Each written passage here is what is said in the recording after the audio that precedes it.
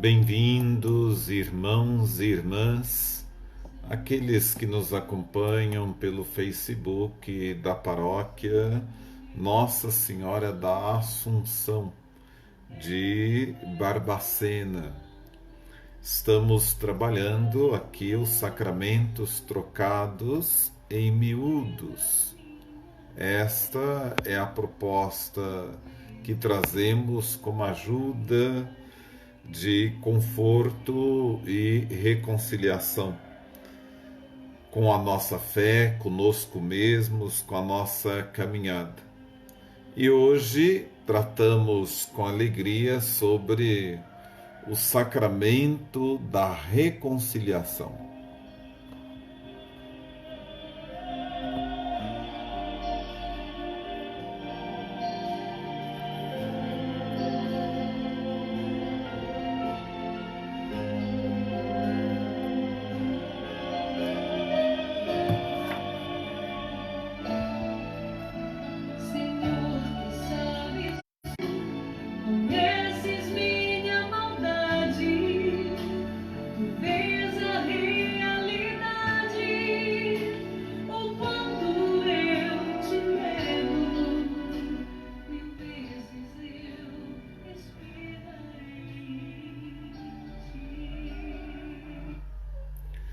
O PRC não são iniciais do partido político. Querem dizer penitência, reconciliação, confissão. É o sacramento da reconciliação, comumente chamado confissão. É um sacramento medicinal, juntamente com a unção dos enfermos, que veremos depois de tratarmos a confissão. Como já vimos, os sacramentos são sinais, gestos instituídos, ao menos em germe, por Cristo, e entregues à Igreja que os desenvolveu através dos tempos. São encontros marcados por Cristo em nossa vida. Encontros para as diversas realidades ou situações que o homem vive durante a vida, desde o nascimento até a morte. Ora, entre essas realidades ou situações, vimos que o homem é limitado em seus conhecimentos, saúde, realizações e na própria vida. E entre essas limitações estão as fraquezas morais, o pecado. O homem peca, ele fraqueja em sua vida espiritual e cristã. Pois bem, Jesus Cristo marcou um encontro com o homem justamente nessa situação de sua limitação e fraqueza. Jesus tem um sinal libertador através do qual ele estende a mão ao pecador para levantá-lo de suas quedas, para perdoar seus pecados. Esse sinal, esse sacramento é o sacramento da penitência, reconciliação ou confissão. Um sacramento medicinal, um sinal do perdão, do amor. É um sacramento muito mal entendido, combatido e até zombado pela ignorância e pela malícia dos homens. E é justamente o sacramento de maior bom senso que Jesus podia ter instituído, tão adequado e tão de acordo com nossa condição humana. Como veremos, antigamente era chamado segundo batismo. Se o batismo na água nos faz nascer para a vida nova da graça, a reconciliação nos faz renascer para a graça, quando a perdemos por nossos pecados. O mesmo Cristo que te gerou para a graça pela água do batismo, que te ungiu para as lutas da fé, pelo crisma, te abençoou para o amor matrimonial, que ordenou alguém para guiar-te na comunidade igreja, o mesmo Cristo que se torna alimento na Eucaristia, para estar unido a ti, o mesmo Jesus que quer, no fim da vida terrena, ungir-te para a grande viagem. Este mesmo Cristo, pela confissão, te levanta de tuas quedas, te recoloca pelo perdão no caminho do amor, isto é, o precioso sacramento da reconciliação. Como é bom perdoar, vocês já pensaram nisso? O perdão é a expressão máxima do amor, da bondade, da misericórdia. Como é bom, como a gente se sente bem no fundo do coração quando a gente perdoa e é perdoado. O perdão é a coisa que mais nos aproxima de Deus. Uma das notas características e profundas da Bíblia, tanto do Antigo como do Novo Testamento, é o perdão do amor, da bondade, da misericórdia de Deus. A Bíblia toda é costurada pelo fio de meada do perdão. Impossível enumerar aqui os textos, as passagens que falam do perdão. A Bíblia é realmente, do começo ao fim, a história do pai que sempre perdoa o filho. Não só a história do perdão, mas também e sempre de reconciliação. Para o perdão, basta uma pessoa. Para a reconciliação, é preciso haver duas, Deus e o homem. Mesmo quando o homem rompe com Deus, Deus não reage ao rompimento trancando a porta por dentro. A porta de Deus fica sempre aberta. Assim é Deus Pai. Deus jamais rompe. Deus sempre perdoa. Assim também Jesus nos evangelhos, sempre acolhedor para o perdão. Zaqueu, a adúltera, Mateus, Madalena, na agonia da cruz, perdoando os inimigos. Resume sua atitude fundamental com os pecadores na parábola do filho pródigo. Nas curas que realizava a medicina, primeira e básica era o perdão. A condição para a cura era crer no perdão.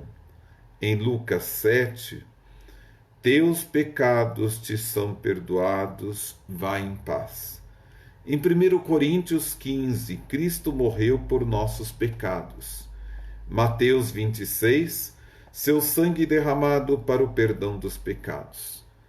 Em 1 Pedro, capítulo 1, por suas feridas fomos curados. Sobre o madeiro ele carregou nossos pecados. Em Isaías 53, capítulo 53, versículo 5, já dava a medida do perdão de Jesus. Por suas feridas somos curados. Ele foi esmagado por causa das nossas iniquidades. Em Mateus 18, perdoar sempre 70 vezes 7 vezes. Ora, esse perdão do qual Jesus faz questão fechada no anúncio do Evangelho da Boa Nova, essa prática do perdão deveria continuar na sua igreja como uma constante do procedimento de Jesus. Se para outras realidades da vida cristã Jesus ia deixar sinais, sacramentos, para essa realidade do perdão, também deveria instituir um sinal, para que pelo perdão visível sacramental ele pudesse se encontrar conosco durante nossa vida.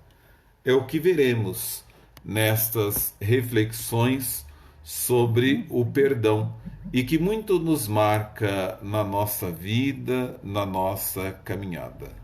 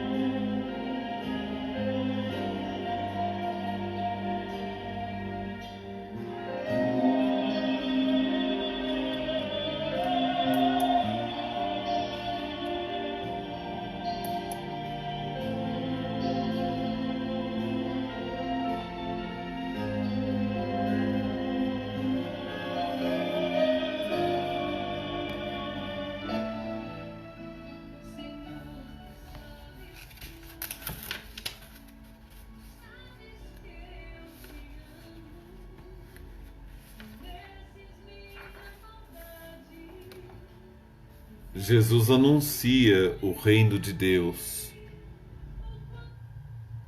Quer que esse reino tenha um sinal da sua realização. Uma comunidade onde o reino se realize de modo especial. A igreja será uma comunidade humana, feita de homens e divina. Contará com a presença de Deus através do Espírito Santo. A igreja será a comunhão, a continuação de Cristo Salvador. A essa igreja, Jesus vai confiar a missão e o poder para continuar fazendo o que Jesus fazia, anunciar a boa nova, revelando sempre o plano de Deus, e através dos sinais, sacramentos, santificar os cristãos, possibilitando-lhes os encontros com Cristo por toda a vida. Ora, um desses encontros deveria ser para o perdão dos pecados. Por isso a igreja, se recebeu de Cristo o poder de realizar os sinais, os sacramentos, para os outros encontros com Jesus nas outras circunstâncias e necessidades da vida, essa mesma igreja deveria receber de Jesus o poder para transmitir, visivelmente por um sinal também, o necessário perdão dos pecados, já que Jesus quer continuar sua ação de um modo visível através de sinais. É Jesus que escolhe essa pedagogia. Daí vemos nos evangelhos a vontade e decisão explícita de Jesus de dar à igreja todos os poderes necessários, inclusive o de perdoar os pecados em nome dele. Assim, em Mateus 16, versículos 19, capítulo 18, versículo 18, Jesus entrega aos apóstolos, em especial a Pedro, como cabeça, chefe, o poder amplo de ligar e desligar, abrir e fechar. E após a ressurreição, numa de suas aparições aos apóstolos, dando-lhes as últimas recomendações a respeito da igreja e sua missão, diz claramente: recebam o Espírito Santo. Aqueles a quem vocês perdoarem os pecados, ser-lhes-ão perdoados. Aqueles a quem os retiverdes, ser-lhes-ão retidos. Laboriosos estudos exegéticos etimológicos das palavras de Mateus e João tentam apresentar uma folha de serviços para a cobrança de outros significados, principalmente de Mateus. Mas por tudo daquilo que vimos e ouvimos de Jesus, tentando deixar uma igreja que seja a sua continuação, parece claro e é óbvio que ele, em João 20, 23, quer deixar à sua igreja o poder de perdoar os pecados em seu nome. E escolhe os dias da alegria e paz de sua ressurreição para instituir esse sacramento da ressurreição e da paz. Fica aí essa pequena introdução para o sacramento da reconciliação. Amanhã queremos trabalhar um pouco sobre a motivação psicossócio-teológica, a confissão como desabafo e como era no início da igreja o sacramento da reconciliação. Não sei aí se deu algum problema, não vi nenhuma presença, em presença de ninguém, mas vamos publicar esta nossa fala no YouTube da paróquia para que vocês acompanhem essa introdução do sacramento da reconciliação. Fica aí também a postagem da nossa conta da paróquia para aqueles que, neste momento tão forte, queiram colaborar e nos ajudar para a preservação e a evangelização. Um abraço a todos.